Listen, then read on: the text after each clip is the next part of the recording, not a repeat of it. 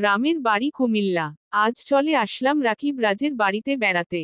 কি দারুণ শান্তশিষ্ট নীরব পরিবেশ। আমরা বাড়ির ভিতরে প্রবেশের পথে চমৎকার একটি ব্রিজ, রঙে রঙে রঙিন, মনোমুগ্ধকর পরিবেশ মন জুড়িয়ে যায়। দারুণ একটি সুন্দর জলপাই কালারের একটি বিল্ডিং দেখতে পাচ্ছি। খুব চমৎকার দেখাচ্ছে, যেমন বিল্ডিং এর কালার তেমনই শান্ত পরিবেশ। সবকিছু মিলে যেন অসাধারণ লাগছে। একটি ক্রিম কালারের বিল্ডিং অনেক সুন্দর। সূর্যের আলোতে দেওয়ালের মসৃণতা আরও উজ্জ্বল দেখাচ্ছে।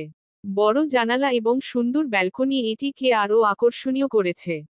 চারপাশের সবুজ গাছপালা ও খোলা আকাশের সঙ্গে মিলিয়ে এটি একটি শান্ত এবং মনোমুগ্ধকর দৃশ্য তৈরি করছে।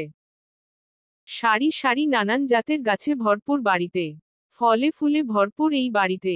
এমন কোন ফল গাছ নাই যে বাড়িতে নেই। অসাধারণ কুমিল্লা গ্রামের বাড়ি। আমি যত দেখছি ততই মুগ্ধ হয়ে যাচ্ছি। গ্রামের বাড়ির সৌন্দর্য এমন হতে পারে, নিজের চোখে না দেখলে কেউ বুঝতে পারবে না। দক্ষিণা বাতাস মন জুড়িয়ে যায়। গ্রামের বাড়ি গাছের ছায়ায় এক অপূর্ব দৃশ্য। ঠান্ডা বাতাসে দোলে গাছের পাতা, পাখির মিষ্টি সুরে ভরে ওঠে চারপাশ। উঠোনে রোদের ঝিলিকার ছায়ার খেলা, সব মিলিয়ে এক শান্ত ও সুন্দর পরিবেশ।